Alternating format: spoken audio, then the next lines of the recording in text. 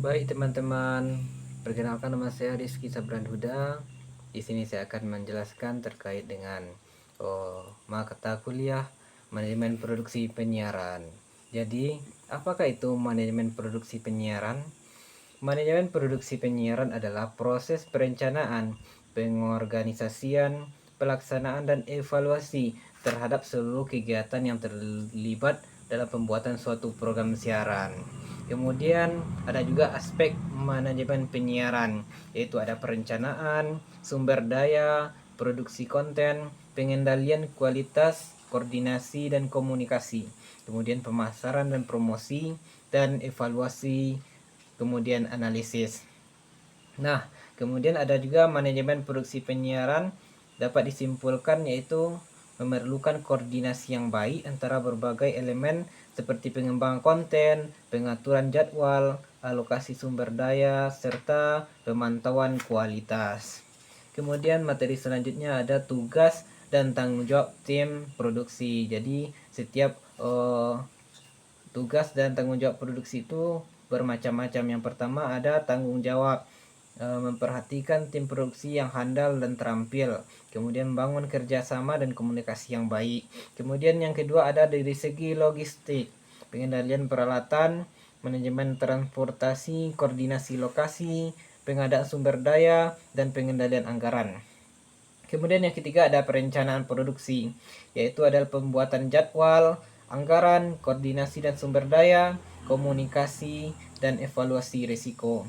Kemudian yang keempat ada penyuntingan editor, ada yaitu pengertian video, pengeditan audio, penambahan efek visual, penyesuaian suara, revisi dan umpan balik, kemudian pengolahan warna.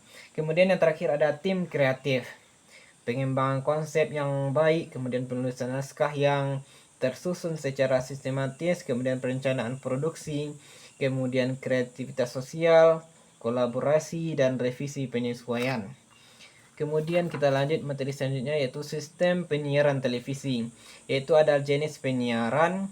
Ini terkait dengan terestrial, penggunaan antena, penyiaran kabel, satelit.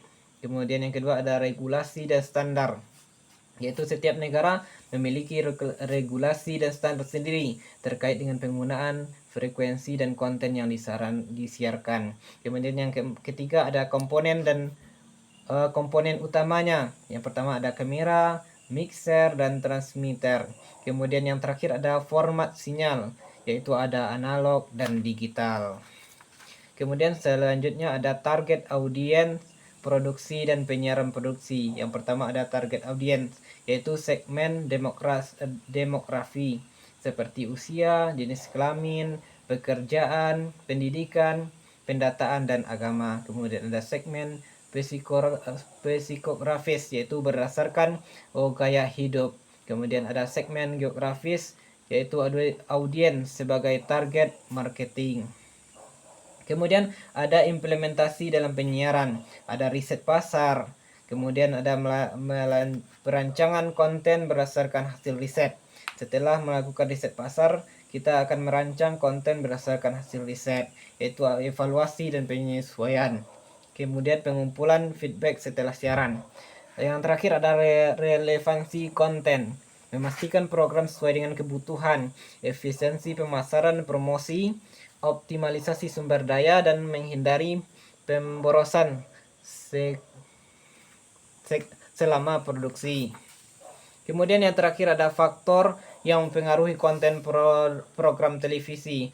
Yang pertama ada target audiens, rating populasi, anggaran produksi, regulasi pemerintah, iklan dan sponsor, konten global, kreativitas tim produksi, anggaran produksi, regulasi pemerintah, dan feedback penonton. Nah, sekianlah materi tentang manajemen produksi dari saya. Assalamualaikum warahmatullahi wabarakatuh.